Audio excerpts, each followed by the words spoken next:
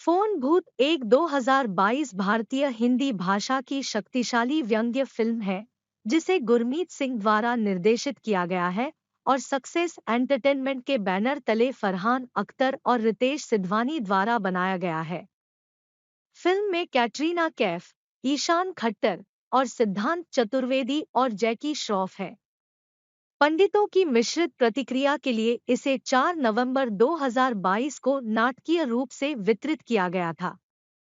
Major और गुल्लू दो बेरोजगार युवा साथी हैं जो बड़े होने के बाद से बहुत सारा खून और खून की फिल्में देखने के बाद ओझा और भूत भगाने वाले बनने का लक्ष्य रखते हैं।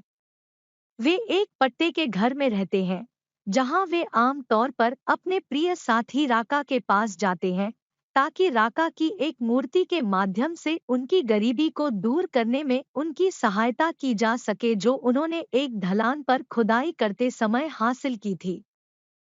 एक दिन वे राका से सहमति लेने के बाद दोपहर 12 बजे एक फैंटम हैलोवीन पार्टी करने का फैसला करते हैं और वे कुछ इसी तरह की योजना बनाते हैं। दोपहर 12 बजे राका की जगमगाती आंखें एकाएक बंद हो गई।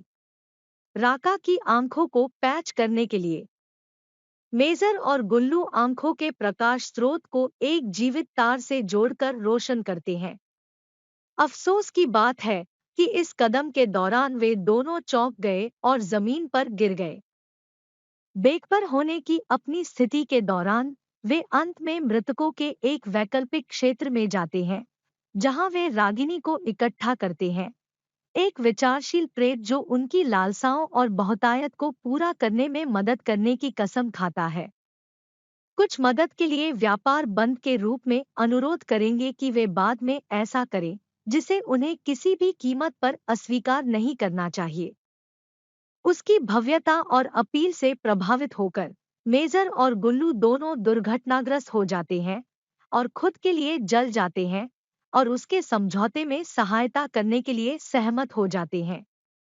व्यवस्था उन बदमाशों को उजागर करके भ्रष्ट आत्माओं के लिए मोक्ष प्राप्त करने में मदद करने के लिए थी जिन्होंने जीवित रहने के दौरान उन आत्माओं का उल्लंघन किया था। इस आशीर्वाद के बदले में मेजर और गुल्लू दोनों एकमुश्त नकद राशि लाएंगे और उन्हें उन दुष्ट आत्माओं के समूहों के लिए अपनी लाई गई नकदी की एक विशिष्ट सीमा का योगदान करने।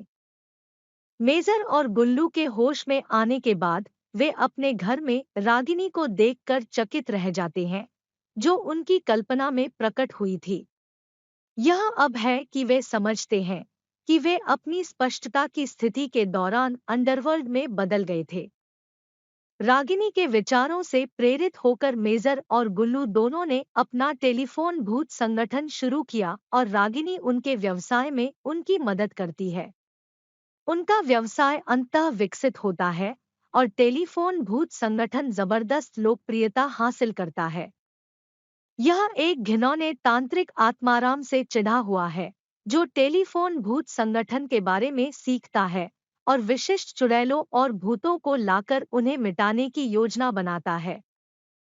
रागिनी के विचारों से प्रेरित होकर मेजर और गुल्लू दोनों ने अपना टेलीफोन भूत संगठन शुरू किया और रागिनी उनके व्यवसाय में उनकी मदद करती है।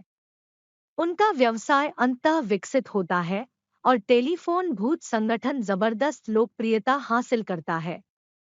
यह एक घिनौने तांत्रिक आत्माराम से चिढ़ा हुआ है जो टेलीफोन भूत संगठन के बारे में सीखता है और विशिष्ट चुड़ैलों और भूतों को लाकर उन्हें मिटाने की योजना बनाता है। फिर भी मेजर और गुल्लू को चोट पहुंचाने के आत्माराम के प्रयासों को रागिनी निराश करती है। जल्द ही आत्माराम को पता चलता है कि यह प्रेत रागिनी जो मेजर और गुल्लू दोनों की रक्षा कर रही है पूरी ईमानदारी से दिवंगत शासक राजा दुष्यंत सिंह का दिवंगत प्रशंसक है और दोनों एक ऑटो टक्कर के माध्यम से पार्कवे पर मारे गए थे जो वास्तव में एक घृणित साजिश थी। वास्तव में आत्माराम ने स्वयं दुष्यंत के प्रभु के रूप में शासन को समाप्त करने और बाद में उसके प्रभाव और धन को जब्त करने की योजना बनाई।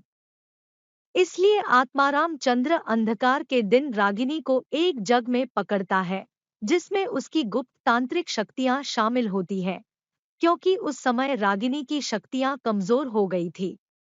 रागिनी के पकड़े जाने के बाद मेजर और गुल्लू दोनों उदास और भ्रमित महसूस करते हैं, क्योंकि उन्हें हाल ही में पता चलता है कि रागिनी ने उन्हें अपने संभावित लाभ के लिए इस्तेमाल किया था और उन्हें अपने प्रिय दुष्यंत की हत्या के लिए आत्माराम से प्रतिशोध लेने के लिए नियंत्रित किया, जिसकी आत्मा को वर्तमान में आत्माराम ने जादू की बोतलों के भंडार में बंधक बना रखा था। जब वे अलग अलग दिशाओं में जाने वाले होते हैं तो उन्हें एक और तरह के भूत द्वारा चुनौती दी जाती है, जिसे उन्होंने रागिनी की मदद से अपने पिछले निष्कासन में से एक के दौरान मुक्त कर दिया था। यह प्रेत उन्हें बताता है कि रागिनी गंभीर कठिनाई में है और दुष्यंत सहित आत्माराम के जाल से कई आत्माओं को मुक्त करने के लिए एक आखिरी बार उनके समर्थन की आवश्यकता है।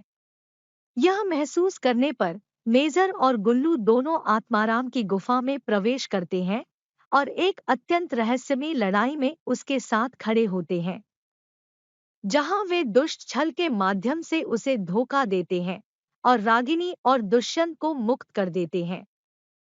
इस प्रकार पकड़ी गई विभिन्न आत्माओं को मुक्त करें। आत्माओं की सापेक्ष भीड़ की सम्मिलित शक्तियां तब उस बिंदु पर यह पता लगाती हैं कि आत्माराम को उस छिपी हुई दुनिया में कैसे धकेलना है जहां वह नरक की आग में गति करने के लिए तैयार है। रागिनी और दुष्यंत अपने अलौकिक रूप में खुशी से फिर से शामिल हो जाते हैं और मेजर और गुल्लू को भविष्य में किसी भी समय मदद की गारंटी देते हैं।